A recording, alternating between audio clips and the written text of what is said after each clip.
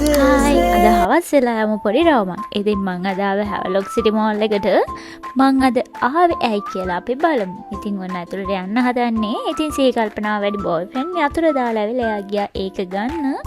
ඉතින් ඒකත් අරන් අපි ආව ඔන්න උඩට. ඉතින් අපි අද ආවේ ආදරණීය තරුවක් මූවි ප්‍රීමියර් එකට. ඉතින් ඔන්න ඒකට පටන් ගත්තා. මම නම් මෙහෙම එකක් දකින ෆස්ට් ටයිම් තමයි. ඉතින් බොස් නම් ලොකුවට වැඩ වීඩියෝස් කරනවා.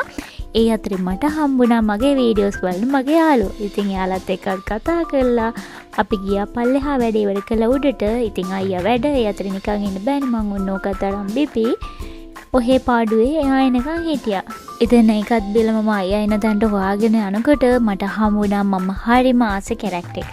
ඉතින් එයා ඇත්තටම හරිම ෆ්‍රෙන්ඩ්ලි. ඉතින් මං චූටි වීඩියෝ එකක් උතාරගෙන ආයිත් අයියා එනකන් කියලා පොඩි shopping පාරක් දැම්මා. ඒකත් ඇති කියලා හිතලා මං ගියා අනේ මෙන්න මේ ගන්න මම නෝක කවදාවත් හම්බෙලා නැහැ. ඒකත් ඇති කියලා ඉතින් එනකම් බලන් ඉන්නවා.